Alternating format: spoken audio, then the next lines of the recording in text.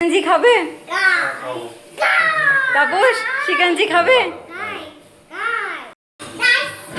কিছু জিজ্ঞেস করছিলে? শিকাঞ্জিটা কি?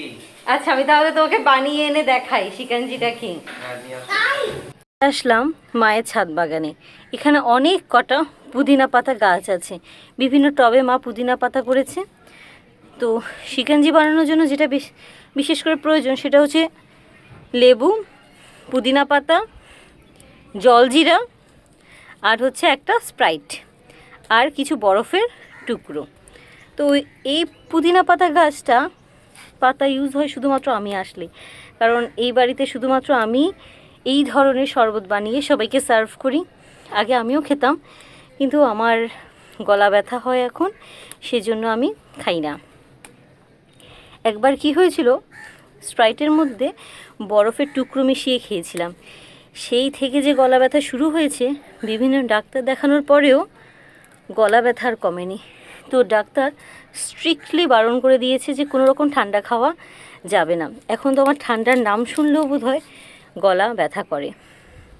দেখো কি সুন্দর পুদিনা পাতা।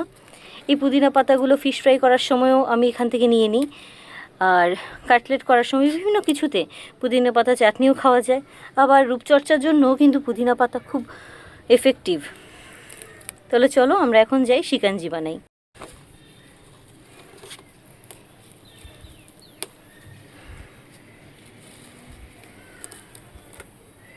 এখানে অনেকটা করে পুদিনা পাতা আমি নিয়ে নিয়েছি। এখন নিচে যাচ্ছি।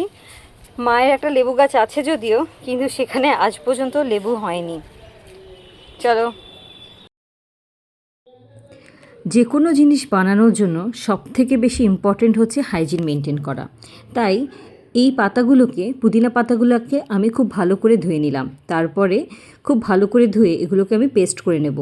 যদিও অনেক সময় দেখা যায় যে আপনারা রেস্টুরেন্টে দেখতে পাবেন যে ওরা পুদিনা পাতাগুলোকে থেতো করে নেয়, তো আমি একটু শর্টকাটেই করছি। তো পুদিনা পাতাগুলোকে আমি পেস্ট করে নেব, মোটামুটি পেস্ট করলেই হবে। আর নিয়ে নিলাম 3টে লেবুগুলোকেও খুব ভালো করে ধুয়ে নিলাম। আর আমার লাগবে জলজিরা, দেখুন রাখাই আছে। লেবুগুলোকে কেটে লেবুগুলোর যে সিডগুলো আছে সেগুলোকে সরিয়ে দিয়ে লেবুর রস ভালো করে চিপে নিতে হবে। আমি এখানে ঠান্ডা জল ব্যবহার করছি।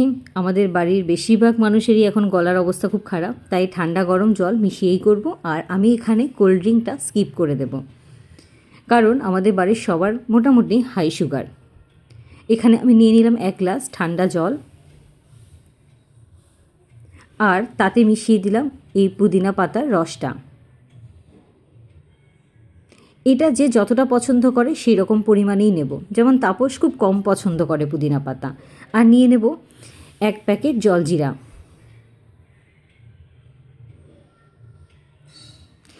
আমার যদিও এভারেস্টের জলজিরাটাই বেশি পছন্দ, কিন্তু বাড়িতে আজকে এভারেস্টের জলজিরাটা ছিল না। আপনি এটাও অ্যাড করতে পারেন। জলজিরা অ্যাড করলে নুন অ্যাড করতে হবে না।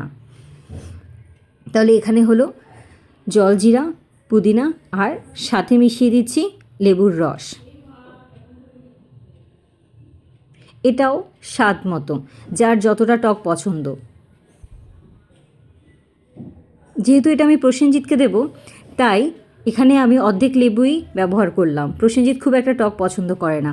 আর যেহেতু আমি কোল্ড ড্রিঙ্কটা স্কিপ করে দিয়েছি, তাই এখানে মিশিয়ে নিলাম 1 চামচ চিনি।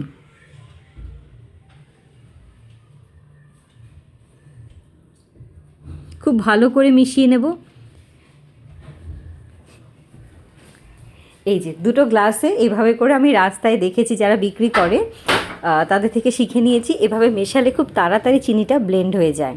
আর এটা যদি কোল্ড ড্রিঙ্ক নিতাম তাহলে মেশানোর কোনো দরকারই হতো না, ওখানে সবসময় সুগার অ্যাডেড থাকে। তো আমার তৈরি শিকাঞ্জি, প্রসেনজিৎকে দিলাম। খেয়ে বলো কেমন হয়েছে।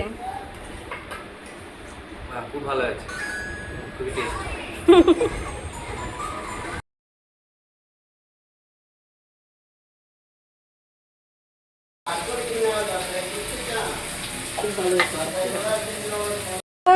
এটা খেয়ে দেখো তো কেমন হয়েছে বলো। এটা হচ্ছে তোমার সেই পুদিনা পাতা দিয়ে তৈরি শিকাঞ্জি। আচ্ছা। হাত দিয়ে দেখো, হাত দিয়ে।